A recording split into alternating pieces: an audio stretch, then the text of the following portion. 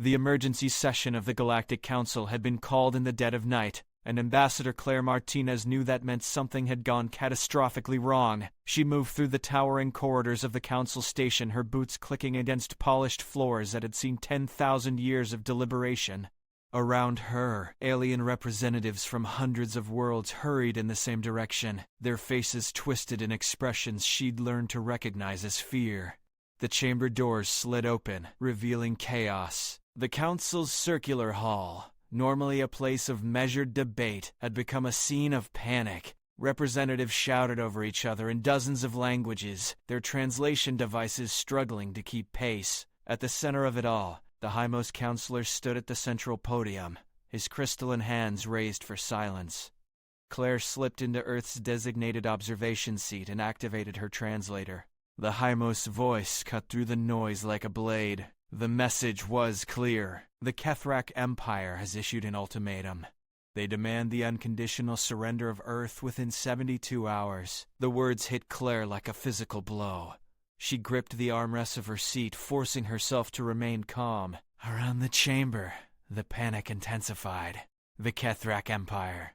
Even the name carried weight in galactic politics. In 3,000 years, they had never lost a war. Their fleet could crack planets. Their soldiers were engineered for violence. Entire civilizations had chosen extinction over surrender to them. "We have no choice," said Counselor Vex, his scaled face glistening with nervous moisture. "If we refuse, they will destroy us all. Earth is one world. We are thousands. The mathematics are simple." Claire stood, her heart pounding. "You're going to hand over my world without even asking us?" The highmost turned his ancient eyes toward her. "Ambassador Martinez, please understand. This is not a decision we make lightly. But Earth is young. Your species has been in space for barely a century. The Kethrak have weapons that can sterilize your entire planet in minutes. If we refuse them, they will not stop at Earth.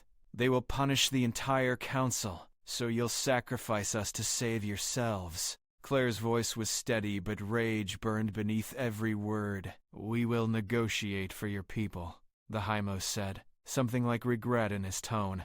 "Relocation, protections, but Earth itself must be surrendered. I am truly sorry." Claire looked around the chamber at the hundreds of alien faces, all avoiding her gaze. These were the great civilizations of the galaxy, ancient, wise, powerful. And every single one of them was ready to throw humanity to the wolves. She reached into her jacket and pulled out a data chip, holding it up for all to see. "Before you make that decision, there's something you need to know. Something Earth's government asked me to keep classified until absolutely necessary."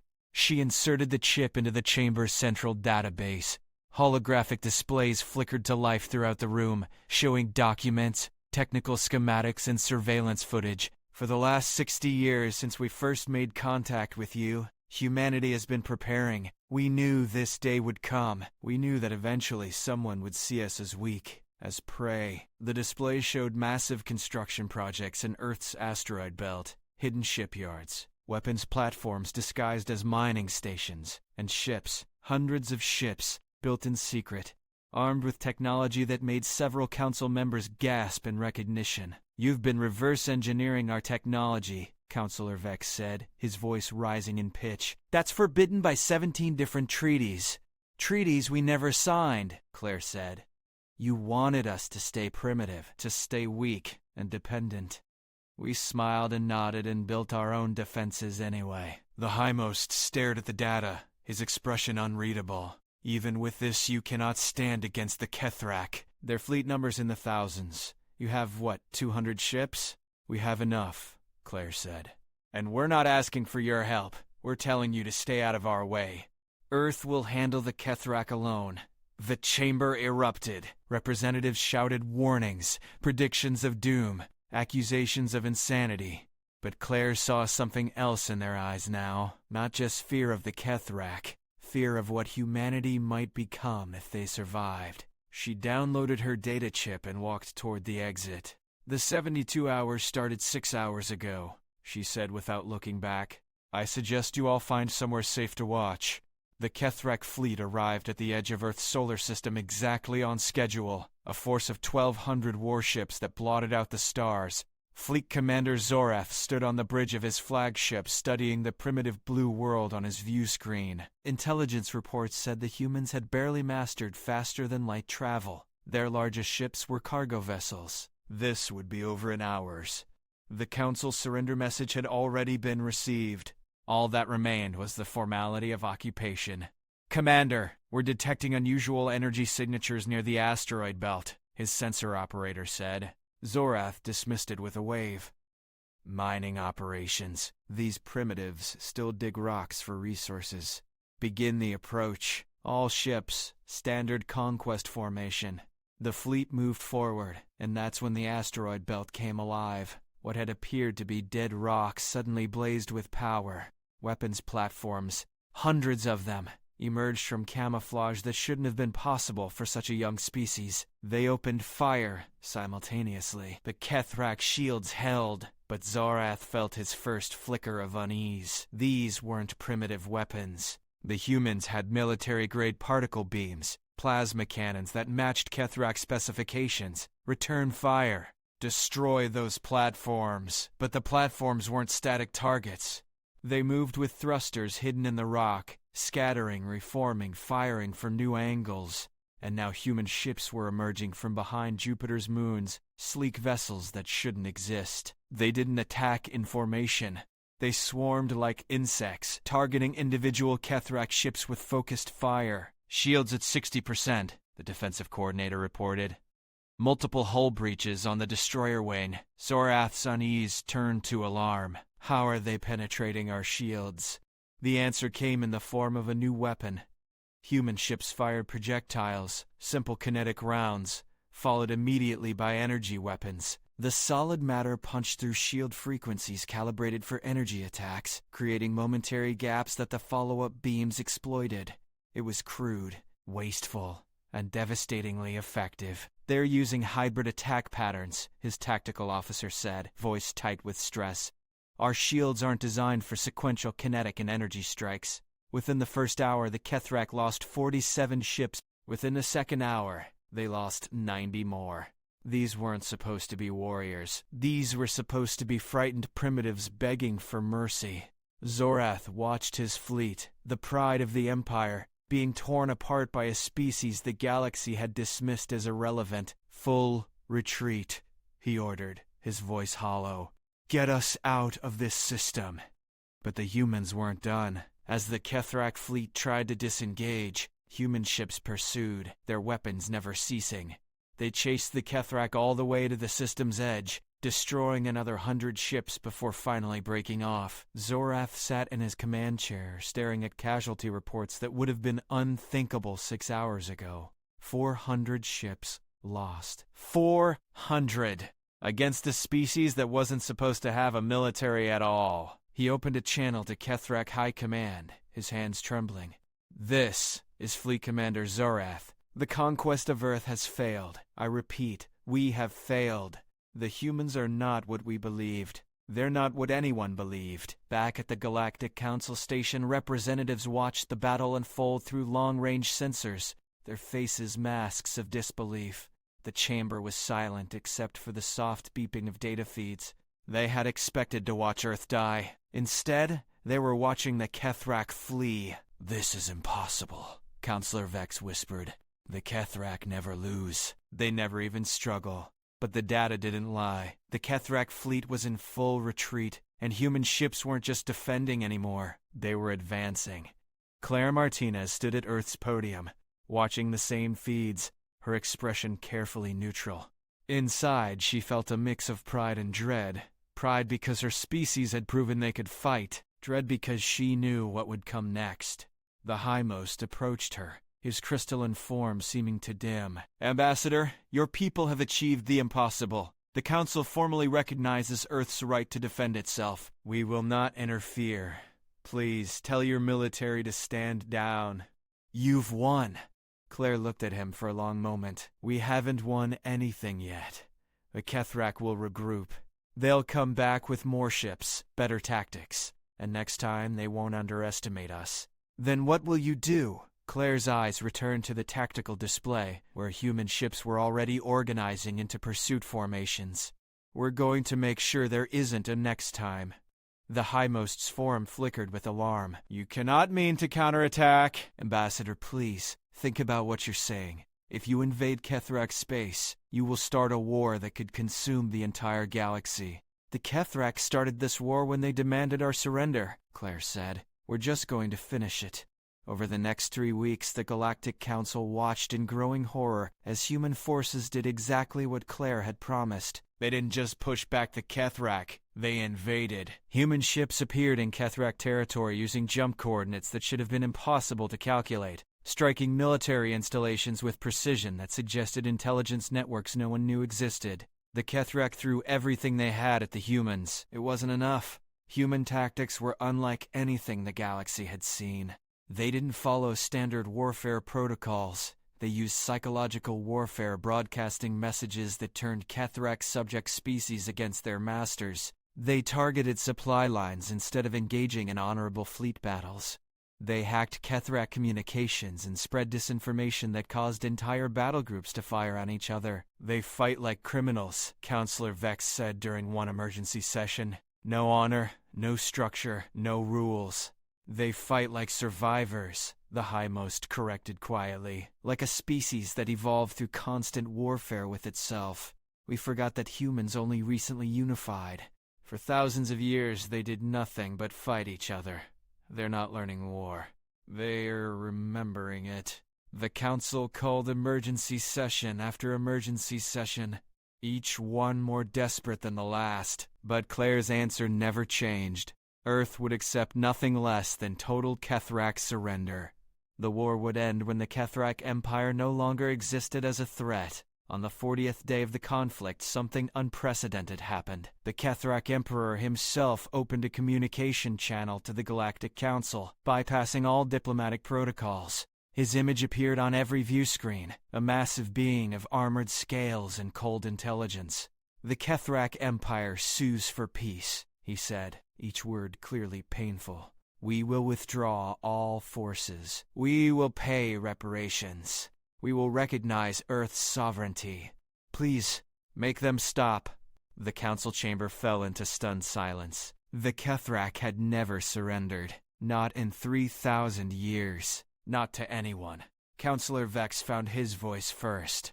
We will contact Earth immediately and negotiate terms. But when they called Claire, her response sent ice through every council member present. No. Ambassador, you've won. The Kethrak are surrendering. What more do you want?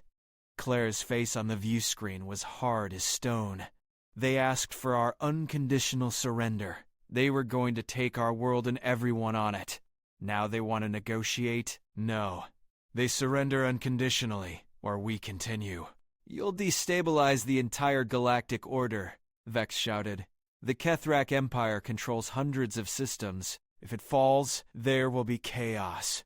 Then you should have thought of that before you were ready to hand us over to them, Claire said. Earth doesn't forget who was willing to sacrifice us, and we don't stop until we're sure it will never happen again. The Hightmost stepped forward, his ancient eyes meeting Claire's through the communication link.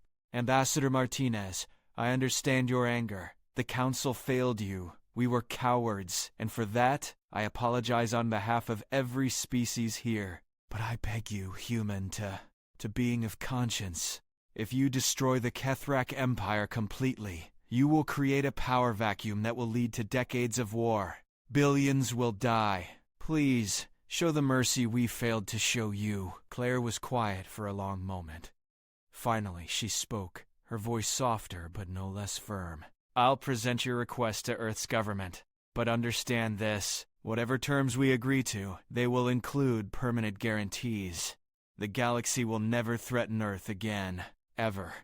3 days later, Claire returned to the council chamber to deliver Earth's terms. The Kethrak Emperor was present via hologram, his proud form diminished by defeat. The council representatives sat in their seats like students awaiting judgment. Claire read from a datapad, her voice clear and unwavering. The Kethrak Empire will surrender all weapons of planetary destruction. Their military will be reduced to defensive forces only, monitored by independent observers. They will pay reparations to Earth for the cost of this war, and they will formally recognize in perpetuity that Earth and its territories are sovereign and inviolable. The Emperor's jaw tightened, but he nodded. "We accept these terms." "I'm not finished," Claire said. She turned to address the full council. "These terms also apply to every member of the Galactic Council. From this day forward, Earth is recognized as an independent power, equal to any in this chamber. No treaties, no regulations, no laws will be imposed on humanity without our explicit consent. We will trade with you. We will negotiate with you, but we will never again be subject to your decisions about our survival." The Highmost rose slowly. "And if we refuse?" Claire's expression didn't change. "Then we'll leave. We'll take our technology, our ships, and our trade, and you'll never see us again. Except possibly on a battlefield, if you're foolish enough to threaten us. The choice is yours." The vote was unanimous. Every council member, even those who had argued most strongly for Earth's surrender, voted to accept the new terms. They had seen what humanity could do when threatened. None of them wanted to see what humans would do if truly unleashed. As the session concluded and representatives began to file out, the Highmost approached Claire one last time. "You've changed the galaxy forever," he said quietly. "I hope you understand that." "We didn't want to change anything," Claire replied. "We just wanted to be left alone.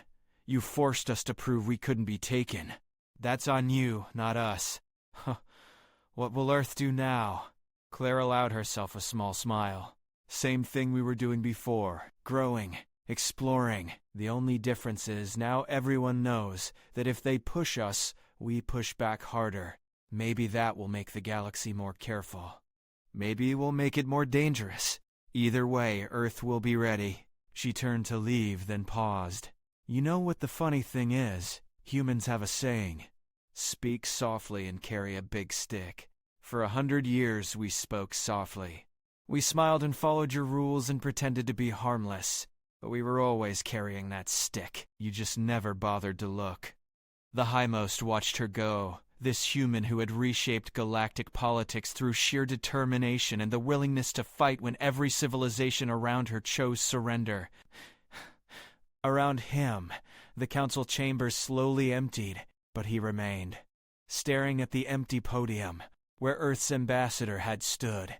For 10,000 years, the council had maintained order through careful negotiation and the avoidance of conflict. They had believed that civilization meant peace at any cost. Then humanity had shown them something different. Sometimes peace had to be fought for. Sometimes survival meant being willing to stand alone against impossible odds.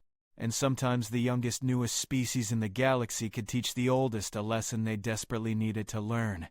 The Highmost activated a private communication channel to his homeworld. "Begin updating our military doctrine," he said. "We need to prepare for a new era. The humans have shown us that we've grown soft. If we want to survive, we need to remember how to be strong." On Earth, celebrations filled the streets as news of the peace treaty spread. But in the military command centers, hidden beneath mountains and oceans, the work continued, because Claire had been right. The galaxy had learned that Earth couldn't be taken easily, but that didn't mean someone wouldn't try again. Humanity had bought itself safety through strength, and that strength would need to be maintained. Admiral Jackson stood in one of those command centers, watching reports from across the solar system. His fleet was returning home, victorious but wary. He opened a channel to the approaching ships and spoke words that would become Earth's unofficial motto for generations to come. "Well done. You've shown the galaxy what humans can do when pushed. Now let's make sure they never forget it. Stay sharp, stay ready. Because we're not conquerors, but we're sure as hell survivors. And if anyone ever threatens our home again, we'll remind them why that's the worst mistake they could possibly make." The fleet acknowledged, and Jackson closed the channel. He looked up at the ceiling, imagining the stars beyond. The vast galaxy full of ancient civilizations that had just learned a very hard lesson. Humanity was here to stay, and anyone who thought otherwise would face the same fate as the Kethrak Empire. Earth had entered the galactic stage not with a whisper, but with a roar, and the galaxy would never be the same.